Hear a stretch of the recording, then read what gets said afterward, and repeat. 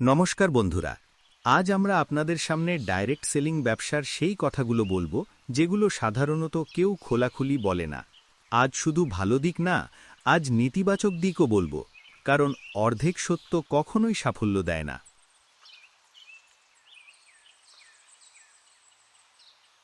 Direct selling ব্যবসার ভালো দিক।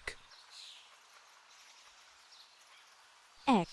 কম পুঁজি, নিজের ব্যবসা।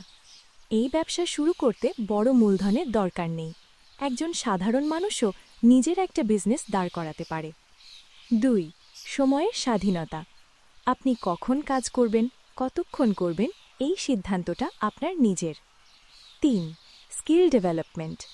এই ব্যবসা আপনাকে শেখায় কথা বলার কৌশল, মানুষ বোঝা, নেতৃত্ব, আত্মবিশ্বাস। ৪. প্যাসিভ ইনকামের সুযোগ। একবার টিম তৈরি হলে আপনার অনুপস্থিতিতেও ইনকাম আসতে পারে। ৫. নারীদের জন্য বিশেষ সুযোগ। ঘরে বসে সংসার সামলে অনেক নারী আজ লিডারশিপে পৌঁছে যাচ্ছেন। ডাইরেক্ট সেলিং ব্যবসার নেতিবাচক দিক। যেটা বলা খুব দরকার। ১. দ্রুত ফলের লোভ। অনেকে ভাবে ৩ মাসে গাড়ি, ৬ মাসে বাড়ি। এই ভ্রান্ত ধারণাই সবচেয়ে বড় সমস্যা। ২. নেগেটিভ মানুষের চাপ। বন্ধু, আত্মীয়, পরিচিতরা বলবে, এটা তো স্কিম, এতে কিছু হয় না। এই মানসিক চাপ সবাই নিতে পারে না। ৩. সঠিক গাইডলাইনের অভাব। ভুল লিডারের হাতে পড়লে মানুষ দিশেহারা হয়ে যায়। ৪. ধৈর্যের পরীক্ষা। এই ব্যবসা সবাইকে নেয় না, এই ব্যবসা নেয় শুধু তাদের যারা লেগে থাকতে পারে। ৫.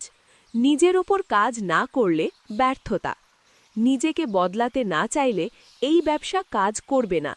আসল সত্য বা রিয়ালিটি চেক। সত্যিটা হলো ডাইরেক্ট সেলিং ভালো না খারাপ তা নির্ভর করে কে করছে তার উপর। ছুরি দিয়ে যেমন ফল কাটা যায়, আবার আঘাতও করা যায়, ব্যবসাটাও ঠিক তেমন। কারা এই ব্যবসার জন্য যোগ্য? যারা শিখতে চায়, যারা সময় দিতে পারে, যারা সহজ রাস্তা খুঁজে না, যারা ধৈর্য ধরে এগোতে পারে, এই ব্যবসা তাদের জন্য।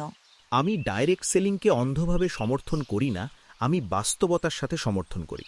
আপনি যদি সত্যি জানতে চান কিভাবে সঠিকভাবে এই ব্যবসা করতে হয়, ভুল না করে এগোতে চান, ভিডিওটা লাইক করুন, কমেন্টে লিখুন গাইড, চ্যানেলটা সাবস্ক্রাইব করুন, কারণ এখানে আমরা গল্প না, বাস্তবতা শেয়ার করি।